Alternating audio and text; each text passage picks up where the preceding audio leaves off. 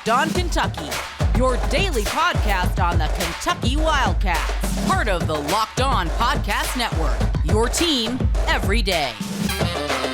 All right, what is going on, Big Blue Nation? Welcome on in to Locked On Kentucky, your daily Kentucky Wildcats podcast. I'm your host, Lance Dawe, writer for Sports Illustrated for various SEC-related things. But on this podcast, specifically, we take a dive into all things Kentucky athletics. On today's episode, we are going to be recapping Kentucky basketball's close loss to the Kansas Jayhawks. I want to say something here right off the top before we get into this, guys. This game was not as disappointing, I think, as some might think, but we're going to get into some of the negative stuff. But I actually was more impressed than anything with the way that this team fought, despite maybe some things going on outside of their control that they couldn't necessarily handle. So I want to take a dive into everything I thought kind of made this game what it was. And I also want to talk about what Kentucky's future looks like, because I don't think much has changed. Before we get into that, though, thank you so much for making Locked On Kentucky your first listen every single day. I want to remind everybody out there that we are free and available on all platforms. So let's go ahead and get into it. Kentucky's offense, I think, in this game was not terrible, especially in the first half. It looked good early. They really did something that I thought would be important, and I've thought was important for this team all year. They got out in transition and they ran. And Severe Wheeler was not on the floor when this happened. They got out and they looked to do one thing. They looked to get to the rim. Now, Kansas did the exact same thing and ended up executing at a higher level. So props to Kansas. I want to say respect to Kansas, who is a very good basketball team. They were able to snap their 3-game losing skid. This was a game that could have been had for Kentucky, but Kansas won the game. And I'll get to that later on in the show. But Kentucky's offense, I was not infuriated with.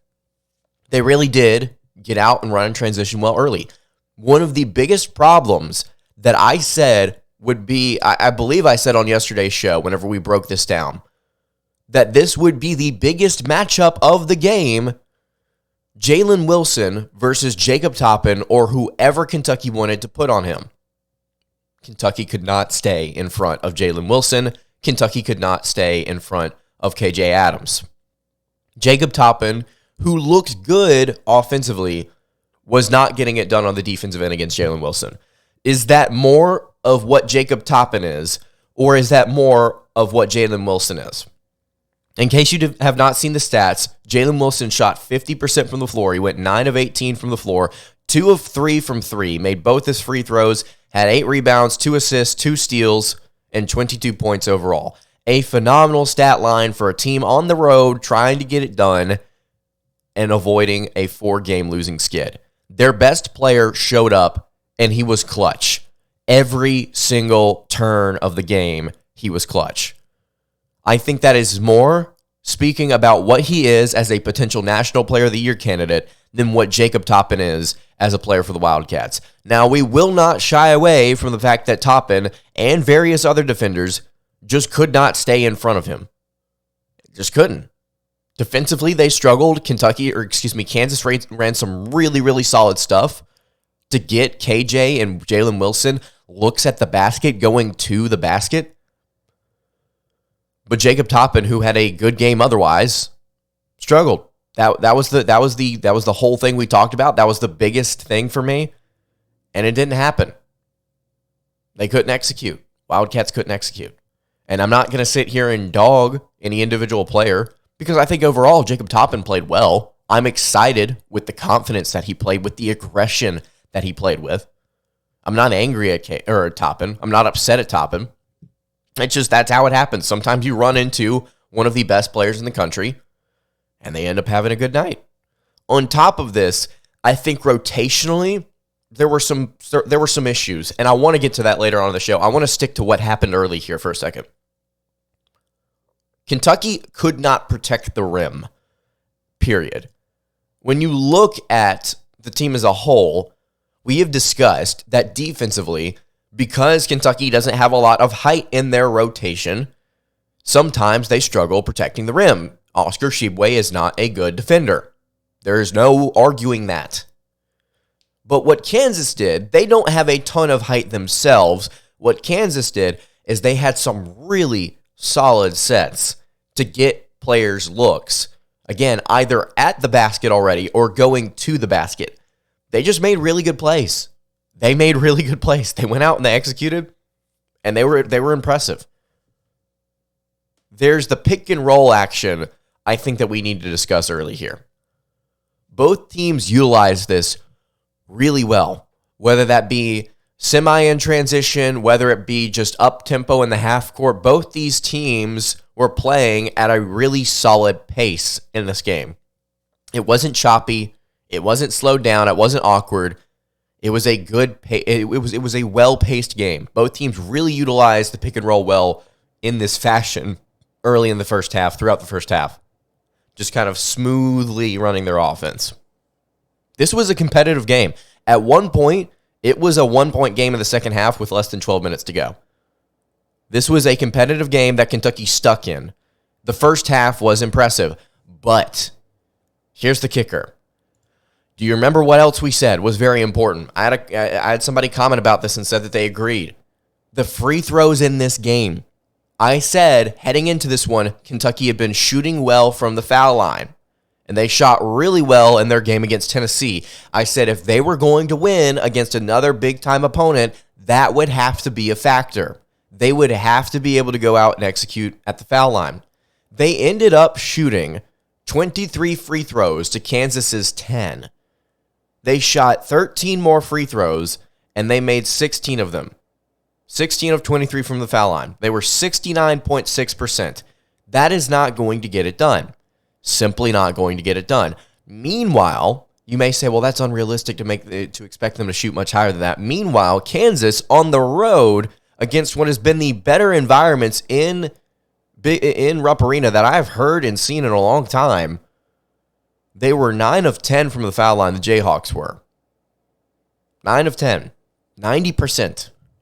You cannot tell me that Kentucky in a game like this could not have been expected to shoot at least 75, 76%, get a few more free throws in there.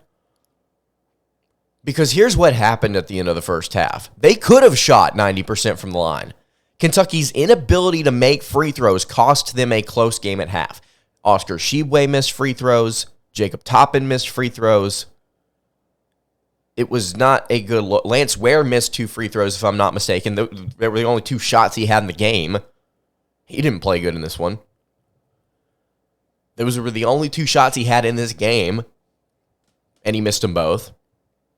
There were opportunities to make this a one-possession game at halftime, and to, instead of being the team that is chasing that lead, being the team that is right there going blow for blow still in the second half. Because it changed, the situation changed in the second.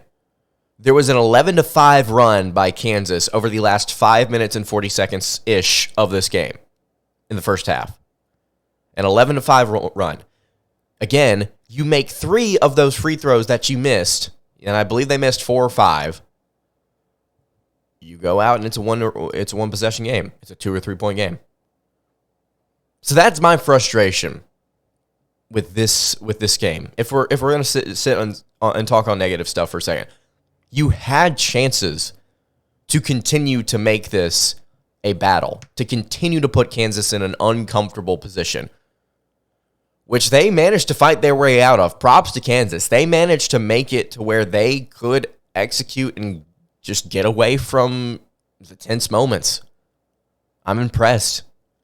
And that is the sign of a really good basketball team. That's a sign of a 2 or a 3 seed, as opposed to what Kentucky is projected to be right now. But here's the thing. I think Kentucky can play better than this. They also choked, I think, late in this game. They had so many shots go up that didn't go down. I want to talk about just kind of my other thoughts overall, statistically, what we saw from this team in the clutch moments. I want to address that. Before we get to that, though, I want to tell you guys about our friends over at FanDuel, The NFL playoffs are here, and we're really excited about our new sports betting partner for Locked On because they are the number one sports book in America, and that is FanDuel. If you're new to FanDuel, that's even better. They have so many great features that make betting on sports fun and easy. New customers, you can join today to get started with $150 in free bets guaranteed when you place your first $5 bet. All you have to do is sign up at FanDuel.com/lockedon. That's LOCKEDON. FanDuel has all your favorite bets from the money line to point spreads, player props. Plus, you can even combine your bets for a chance at a bigger payout with a same-game parlay. Obviously, as you'll know, if you're listening to this on Sunday, the NFC and AFC championships are happening right now. You can head over to FanDuel.com and you can check out all the great stuff there. Football fans, you do not want to miss out. Place your first $5 bet or get $150 free in bets, win or lose, at FanDuel.com/lockedon. You can make every moment more with FanDuel, the official sportsbook partner of the NFL. All right, continuing along here on the Sunday. Wow, how many times have we said that on this show? The Sunday edition of Locked On Kentucky. Lance Dawe hanging out here with you. So, obviously, we discussed all the issues in the first half, the positives, the negatives. Kentucky's offense, I thought, looked great. Late in the first half, you started to see the signs of a really good team as opposed to just an okay team. I think you got to see that very much so late in this game. So I want to make something very clear here. Kentucky had a chance to win this one. They had opportunities to win it. The better team went out and executed in the moments where something had to happen. Where it was a tense moment, it was a close game, and somebody had to pull away. Kansas was the team that did that. Kentucky is not as good of a team as Kansas is. You cannot sit here and just kind of sit here and say objectively the Wildcats are a better opponent. I think everything that we've seen up until this season would reflect what I just said. That's not difficult to handle. But this was a missed opportunity. Kentucky at home with momentum showed that they could keep up in this game. And they didn't. In the end, they didn't. They fell apart. I think part of this, and this is what I referenced in the first part of the show, part of this has to do with what Kentucky was trying to implement rotationally. So what was the other factor that you and I talked about whenever we previewed this game? And keep in mind, we took a dive in this one. This was what I said was the biggest game of the season in terms of opportunity. It's not the biggest crusher, but it is the biggest opportunity that the Wildcats have to pick up a really solid win in this SEC Big 12 Challenge. The final edition, by the way, of the SEC Big 12 Challenge next year, it's SEC ACC. But what was the other thing that we talked about? Well, we noted that Kansas has a lot of players that are implemented in their rotation that are somewhere between 6'6" and 6'8", and they are physical, and they're all similar, and they all are pretty darn efficient in their own ways. And I was curious to see, man, Kentucky does not have a lot of strength at the 4 and 3 spots. I wonder how they are going to handle all of these different rotational players for Kansas at the 4 and the 3 spots. Well, Kansas ended up playing 10 players. They ended up playing a few players at that 4 and 3 spot. And Kentucky ended up playing 8 players. And really only 7 when you look at the fact that Lance Ware only got 6 minutes, had 2 rebounds, and missed his only 2 free throws that he shot. He was essentially a non-factor in this one. So it was essentially 7 on 10 for Kentucky in their rotation. You can argue whether that's good or not in the comments below. And Kansas executed. I think outside of Jalen Wilson, there's an argument to be made that KJ Adams was the more important player for Kansas in this game. In 24 minutes, he had 17 points and was 8 of 10 from the floor. 8 of 10. Again, it's partially because Kansas had some really good sets, really impressive stuff that they ran, and partially because Kentucky just couldn't guard him. I mean, there's no other way to put it. Chris Livingston wasn't going to get it. If he was not going to get as many minutes in the second half, Antonio Reeves needed to step up and he didn't. But Chris Livingston also in the first half couldn't keep up defensively with what was going on with KJ Adams. And then whenever he got switched on to Jalen Wilson. Livingston, by the way, looked great in the first half offensively. He was keeping them in the game. But he didn't play essentially in the second, which just blows my mind. He only played, 17 minutes? He was 4 or 5 in that first half, if I'm not mistaken. And a couple rebounds and a block, and then Coach Cal in the postgame was like, yeah, probably should have played him. Really? You think you should have played him over the kid that went 3 of 9 from the floor? Yeah, I probably would have. I probably would have read the room and said, okay, Antonio Reeves probably not playing great tonight. So what we're going to do is we're going to switch Livingston down, or we're going to rotate things in. CJ Fredrick wasn't playing good in this game either, and he was 0 of 5 from 3, and we've talked about that before on the show. I expected nothing less. That's what I expected out of CJ in this game. He's not playing well right now. He's not shooting well. So Kentucky, now all of a sudden you start to really look out at this rotation. This is the whole point I'm trying to make here. It's really like 6 players, and even then, can you really count Severe Wheeler, who played 15 minutes and essentially did nothing on the stat sheet? A rebound, a field goal in 15 minutes, and a personal foul. That was it. 2 points, 1 rebound, and a foul. This starting 5 is not going to get it done against a team like Kansas, who at the end of the game just started to clutch up. Oscar Tshiebwe played well offensively. Cason Wallace played well offensively. Jacob Toppin played well offensively. Outside of that, Chris Livingston should have gotten more opportunities, and that was kind of it. This was a loss to a better team. That was close. Kansas in the second half was 4 of 9 from 3. They shot 1 of 7, 1 of 6 in the first half, or something like that. They turned up late. And Kentucky, again, just didn't have an answer for it. It was 51-50 at the under 12 timeout, right? So I kept track of this while I was watching. It was 51-50. After this, Kansas scored a flurry of points. Kentucky called a timeout. But for the rest of the game as a whole, for these final 11 and a half minutes, Kentucky would go on to be outscored by 8 points. Kentucky had several opportunities in the clutch to make a basket, and they couldn't. And the weirdest thing about it is, guys, you know how early in the season in these non-con games where we wanted Kentucky to go out and execute offensively late, and they looked like they didn't have an answer. This time, Kentucky looked, weirdly enough, like they had somewhat of an answer. And they still missed their shots. They got open looks, and they couldn't make them. They were shut down. They got cold at the worst time of the game. And Kansas, on the other end, had guys fogging up shots late in the shot clock, and they were just going down. That's the sign of a good team, a great team, as opposed to just an okay or good team. That's just what it is. That's what we have to chalk it up to. Kentucky is good. They could have played better. We've seen them play better, but they weren't clutch in front of their own home crowd.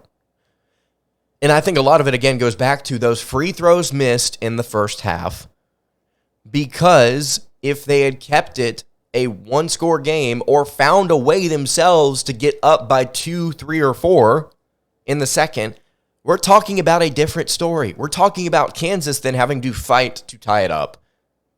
And then we're talking about Kentucky being the one to respond a little bit more comfortably. I think that there are so many different ways that this game could have gone. But this one stings for a lot of different reasons. And then the Wildcats have nothing to do but say, hey, we played well at points against one of the better teams in the country. And we can take a lot away from this. And we can go out and execute better against the next opponent. 2 of 3 from 13, by the way, for Kentucky is never going to cut it.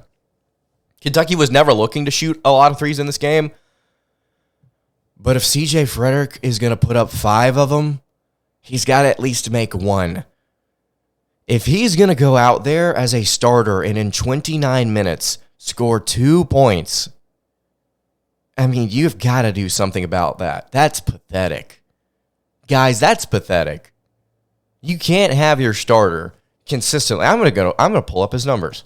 Let's pull up his numbers while we're sitting here. Normally, I would have this pulled up.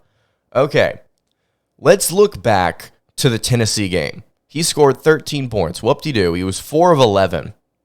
He scored 3 points in 36 minutes against against Georgia. He was 1 of 8. He scored 12 points in 35 minutes against Texas A&M. He was 3 of 12. He ended up shooting 4 of 8 in 28 minutes against Vanderbilt. Good for him. And then he had 2 points in 29 minutes against the Kansas Jayhawks, 1 of 8. That's not going to cut it. That's somebody you take out of your rotation. At what point does Cal decide, okay, maybe Antonio Reeves should start at shooting guard? Because I am going to put him in there to fog up threes as well. I mean, they shoot similar shots. They shoot those mid-range floaters. They shoot threes. Antonio Reeves maybe gets to the rim a little bit more than Fredrick does. I don't see this lineup working. There were so many opportunities to be had. Against a good team. And nothing else to say other than that Kentucky just blew it. I don't even think officiating was that bad in this game. Now, it did look like Reeves got fouled on that three-pointer with like a minute left. But outside of that, Kentucky just lost the game. I don't have much else to say, guys.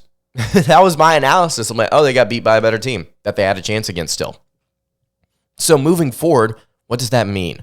What does that mean for the Wildcats, who are now 14-7 on the season and missed arguably their biggest opportunity to get a win this year?